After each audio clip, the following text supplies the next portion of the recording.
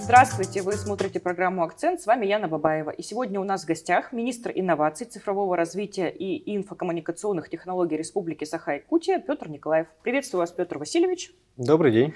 Рада видеть вас у нас. Это сегодня ваше первое интервью у нас в видеоформате. И хотела бы начать с вопроса про развитие вашего направления, про команду, какие задачи сейчас ставите, какие перспективы развития видите. Да, Яна, спасибо за вопрос. Действительно, я в должности нахожусь уже чуть больше полугода. Команду, в принципе, я и до этого знал, и сейчас она немножко у нас перекомпоновалась, так скажем. Но мы в полном составе, наше министерство работает по всем направлениям. Ключевые направления это у нас, как всегда, это связь, цифра, инновационное развитие и отдел в области средств массовой информации, информационной безопасности. Как бы 4-5 направлений, по которым мы активно работаем. По планам, которые мы ставим перед собой, это, конечно же, развитие инфраструктуры связи. Вы, наверное, все слышали, и все зрители знают о нашем инфраструктурном большом проекте «Синергия Арктики». То есть для нас это проект во главе угла стоит. Развитие телекома. То есть наша республика, она у нас громадная, большая. И вопросы связи для нас, конечно, приоритетные и очень важные для людей. И другое направление – это цифровое развитие, это государственные услуги, сервисы для граждан, да, чтобы для них повышалось качество жизни, удобство. Инновационная экосистема, которая уже она сформирована, и есть основной институт развития, то есть у нас появляются новые компании, новые резиденты, поэтому мы тоже активно развиваемся и в этом направлении, и инновации, и креатива. В части информационной безопасности это обычно не очень, так скажем, видная часть деятельности, но тоже очень важная, да. Например, сегодня была большая достаточно DDoS-атака по всей стране, по всей России, на информационные ресурсы правительства, поэтому я считаю, мы с этой задачей справляемся, это каждодневная работа для нас, для информационной безопасности, поэтому тоже важный участок работы. Якутия у нас самый большой и регион страны и с очень сложной транспортной доступностью. Мы с вами начали говорить как раз про связь. Давайте немножко остановимся на этом более подробно. Какие меры предпринимаются для того, чтобы связь была везде и она была стабильной? Да, связь такая отрасль, которая и в части управления она имеет ключевую роль. То есть даже и если управлять какими-то большими направлениями, в любой отрасли связь, интернет – это ключевая история. Да? Это связанность, это передача информации, передача данных. Конечно, мы понимаем, что и в разных направлениях, и для людей, и для правительства, для бизнеса, и для всех направлений связь – это ключевая история. Развивается она в разных направлениях, виды связи есть разные, это оптоволокно, наши, так скажем, высокоскоростные линии связи, есть спутниковый интернет, да, тоже у нас территория большая, и здесь мы тоже видим большое развитие. Тот проект, который я сказал чуть выше, «Синергия Арктики», да, уже идет реализация этого проекта достаточно активна, то есть от слов к делу, то есть у нас в целом 61 населенный пункт. Мы должны подключить к интернету, это и труднодоступные места в Арктике, да, отдаленные населенные пункты. И в этом году будет 8 населенных пунктов. У нас уже началась активная фаза реализации, то есть закупочные процедуры прошли, контракты уже заключены с подрядными организациями, кто будет выполнять строительно-монтажные работы с поставщиками кабельной продукции, уже едет кабель. Допустим, 300 километров кабеля, это около 88 бухт, так скажем, да, на машинах уже до конца этого месяца должны прибыть в Нижний Бестях, где будет отгрузка, потом дальнейшая, так скажем, транспортировка до мест проведения самих строительных работ. Поставка телеком, сетевого оборудования, то есть надо понимать, что интернет, проводная сеть, это не только кабель, это комплекс работ, это люди, это техника. Это и сама кабельная продукция, это оборудование сетевое, активное, да, сервера, блок-контейнеры, площадки, подготовка. То есть большая колоссальная работа уже активно в фазе идет. Поэтому в этом году мы ожидаем подключения 8 населенных пунктов согласно графику. Я думаю, отдельно мы еще будем выходить, так скажем, в медиапространство, освещать этот проект. Честно, открыто рассказывать, где мы, что мы делаем, показывать, как это достаточно непросто. непростая задача. Сейчас и спутникового интернета – это постоянная история республики. И у нас и свои есть региональные операторы спутниковой связи, компания Arctic Telecom, это ГБУ, Республиканский центр инфокоммуникационных технологий. Да.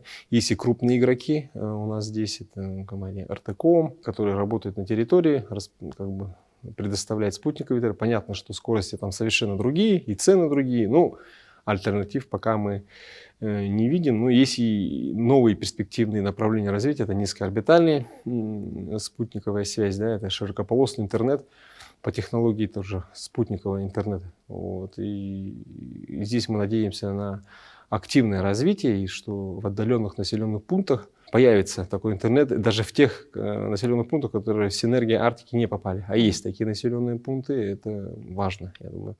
Даже если оптоволокно будет в отдаленные населенные пункты переходить, есть понятие у нас, да, и у связистов, да, резервирование каналов. То есть если основной обрыв идет, то есть подключаются резервные каналы, чтобы основные сервисы — это телефония, там, да, интернет определенный, да, он работал, потому что это касается жизнедеятельности населения. Ну, к примеру, сейчас вот идет паводок, без связи населенные пункты, ну, то есть их оставлять нельзя. То есть если в случае ЧС, население, люди должны иметь возможность выходить на связь с экстренными службами, с республиканским центром, ну, так, с подведомственными структурами, которые занимаются вот, в целом вообще безопасностью. Конечно, и аварии тоже случаются. И мы честно об этом тоже говорим, наше министерство, и мы взяли курс на открытость. Вот, и недавно вот был обрыв в сторону, вот, где Удачный, Сосклах, да, вот, в Анабасском районе, Оленёкском. Мы об этом честно говорим, был обрыв.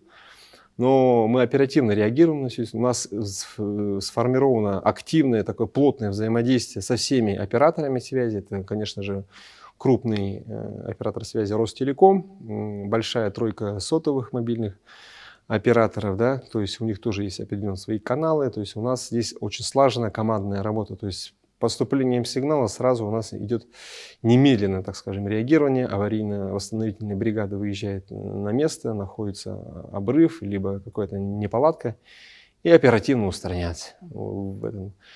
Что, вот, ну, для людей, особенно для Арктики, вопросы связи, они, конечно, ключевые. То есть это обязательная история для них. Вот я участвую активно на отчетах правительства, да, встречаясь вот и с главами районов постоянно, вот этот вопрос они ставят. Вот где есть, конечно, проводная связь, да, оптоволокно, полностью оцифрованный, так скажем, ну, в телеком смысле населенные пункты, они такие вопросы уже не ставят. Ну, они уже немножко другие ставят, как бы уже о тарифах. То есть там классические, либо есть скоростной интернет, хорошо, проходит время, начинаются вопросы по тарифам. А почему так дорого там? Либо же давайте снизьте эту историю. Ну, это рыночная история. Тарифы на интернет-услуги, они не регулируются государством. Это все определяет сам рынок, провайдер, интернет-оператор. Поэтому здесь все так, как бы в рыночной плоскости все решается, поэтому у людей разные запросы бывают. Конечно, интернет — это не только вот то, что я говорю, ЧС и так далее, ну и это государственные сервисы, это там, и медицина, образование и так далее. Ну и, конечно, развлекательный контент. Все мы люди, все мы любим кино, музыку посмотреть, да, пообщаться с родными, там, это тоже обязательная история. Я думаю, ну, как бы, чтобы полноценно чувствовать свою жизнь без информации, ну, сложно, наверное, сегодня. А если говорить про связь 4G, вот как люди могут повлиять на эту историю? Есть же какое-то голосование, можете о нем немножко рассказать? Да, это федеральный проект устранения цифрового неравенства 2.0, если коротко УЦН 2.0, проводит его Минцифра России. Путем голосования выбираются в те населенные пункты, в котором, ну, допустим, если голосовать в 2026 году, вы голосуете за 2027 год. Определенный топ список населенных пунктов выбирается путем большинства голосов. Да? Голосовать можно через интернет, через Почту России. Да. И самые, так скажем, большие голосов набравшие, там, от 10 до 12-15 населенных пунктов входят в этот перечень. Вот. Но здесь надо понимать, что они... Коллеги с Федерации и компания Ростелеком, которые реализуют этот проект, они смотрят и на технологическую, так скажем, возможность этой истории, потому что мобильный интернет 4G стандарта, он работает на высокоскоростных каналах связи, то есть если, там, к примеру, отсутствует оптоволокно, они могут туда не прийти. То есть они сами там тоже смотрят эту историю. Вот. По спутниковой связи, ну, конечно, есть и кейсы, которые населенные пункты есть 4G, но спутниковый интернет, у него канал, да, свой магистральный. Вот. Стандарта есть, но все равно пропускная способность, она уступает. Такие населенные тоже пункты есть. В целом достаточно 51 населенный пункт подключен за все время работы этого проекта. И в этом году 12 населенных пунктов тоже будут подключаться. И я уверен, что в этом году голосование продолжится. И новый виток 2027 года, то есть работа на 2026 год есть. Мы помогаем нашим коллегам федеральным, да, и оператору вот, и разными вопросами и с муниципалитетами коммуникации, или где-то еще иными вопросами. Вот, то есть и 12 населенных пунктов в этом году базовых станций у нас запустится, и связь будет дальше продолжаться. Насколько я знаю, вообще жители этих сел очень активно принимают участие, просят знакомых, друзей, близких обязательно за них голосовать. Там целая битва разворачивается. Ну, надеюсь, что все получится, я даже в этом уверена. Ну и следующий вопрос. Мы с вами немножко затронули вопрос про телемедицину, образование. Вот насколько связь помогает развиваться этим направлением сегодня, и какие перспективы есть у нее, скажем так, завтра? Ну, я думаю, ни для кого не секрет, что специалистов, ну, допустим, брать медицину, да, при всем, как бы коллеги работают активно, но узких специальностей, особенно в Арктике, их не хватает, врачей и так далее. Здесь приходит на помощь технологии, телемедицина, то есть в удаленном формате, в режиме видеоконференц-связи можно получить ту или иную консультацию, ну, те консультации, которые, ну, позволяют сделать это в удаленном режиме. То есть и врач-то понятно, что он должен человека посмотреть очно, некоторые врачи, да, вот, ну, какие-то часть специалистов могут такую услугу оказывать, и таких услуг у нас достаточно, консультаций, да, за прошлый год у нас было проведено более 40 тысяч. Вот за первый квартал 26 уже 20 тысяч телемедицинских консультаций было проведено. Это хорошая цифра. И причем консультации проводят районные центры, центральные районные больницы для своих поселений, для ФАПов, да, удаленных территорий, вот, по тем врачам, которые отсутствуют на местах. Отдельный трек – это у нас образование, это проект «Сетевой учитель». В ряде школ у нас уже тоже вот в сельской местности, в отдаленных территориях не хватает части преподавателей. Это решается тоже при помощи технологий. То есть уроки проводятся онлайн. Там учитель, допустим, там, химии, биологии, там, иных предметов, которых не хватает, могут проводить такие онлайн обучения. И это такая практика, сейчас она внедрена, работает в ряде школ. Вот, я думаю, за этим есть какая-то перспектива, чтобы у ребят не было, так скажем, пробелов знаний. Обязательно надо закрывать эти предметные части. Поэтому, я думаю, у них только будет развиваться использование этих технологий. Как вы думаете, ковид как-то вообще повлиял на эту историю, на развитие? То есть мы же очень долго на удаленке все были. Да, в 2020 году, когда начался ковид, я был замминистром, да, я помню, ну, только назначили меня, ковид начался, по-моему, в феврале 2020 года, меня назначили в марте 2020 года заместителем министра, я курировал цифровое направление, цифру, то есть, да, вот мы, та инфраструктура, которая была сделана до этого, да, какой-то задел, да, это центры обработки данных, это определенные каналы связи, определенные цифровые сервисы, я говорю, допустим, про видеоконференц-связь, да, к тому моменту хорошо, что у нас этот задел был, нам позволили как-то более-менее мягко и подготовленно войти, да, то есть, когда мы сидели все дома, на удаленке, конечно, мы общались через видеоконференц-связь, и интернет, и связь, конечно же, была решающей в этом вопросе. Вот, и благодаря, так скажем, развитию этой инфраструктуры мы смогли эту задачу выполнить. И, конечно, сейчас эта культура, она внедрилась, да, то есть сейчас как бы ковид прошел, как бы, технологии остались, подходы к работе остались, и это нормально. Вот, да, когда вот мы, условно, либо учителя, может быть, врачи, там, госслужащие не бегают по совещаниям, там, да, вот, в удаленном формате, экономят время, так скажем, да, на переходы, на переезды.